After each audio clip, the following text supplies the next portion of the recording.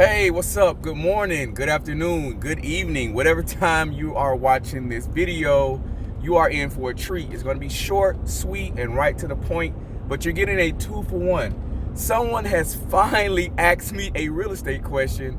Also, someone asked about Janpro and franchising as far as with the janitorial services. My first love is real estate. I love being an entrepreneur. So Janpro falls right in line, or anything that's associated with entrepreneurship, whether janitorial or whatever you decide to do. Anyway, let me address two questions. One, I'll tackle the Janpro question first, or the janitorial question first. Someone reached out to me and said, "Hey, I'm looking to start a franchise with Janpro. Do you recommend I start at the minimum amount?" Yes, I do.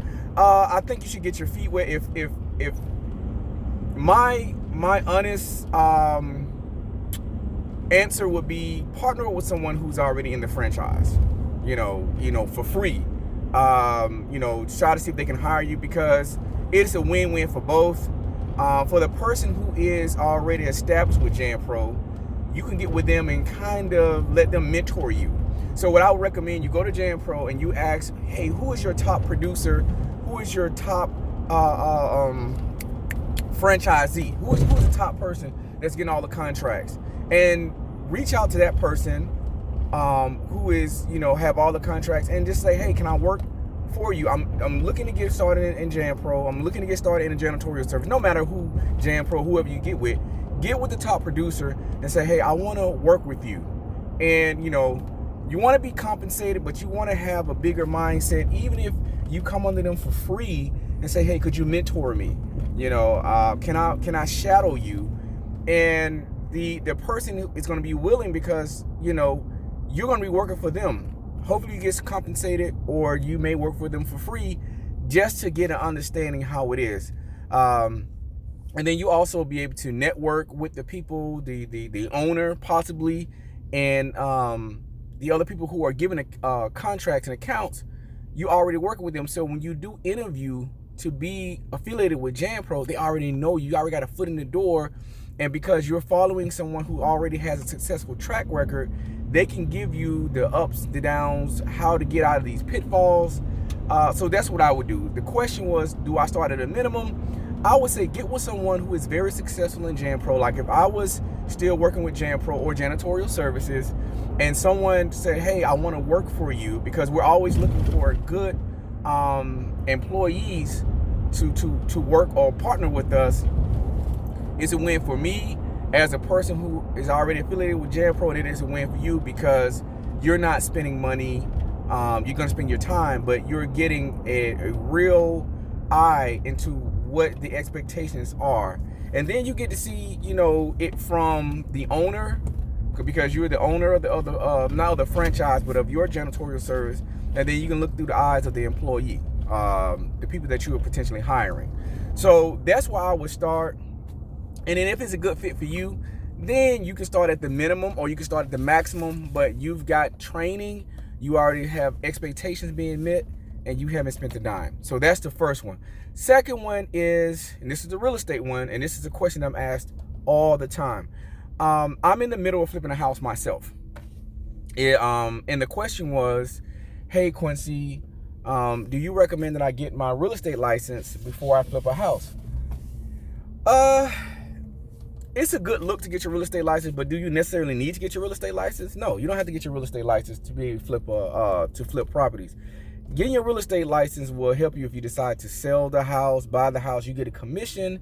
However, that's going to be more red tape, because you are a real estate agent. You have to disclose that.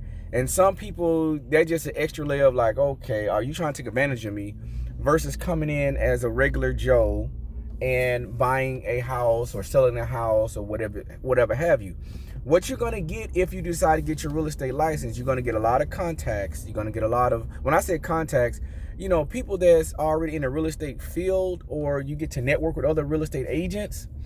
So you're going to do that, but you're going to understand a lot more about contracts. Being a real estate agent, you're going to understand a lot more about contracts.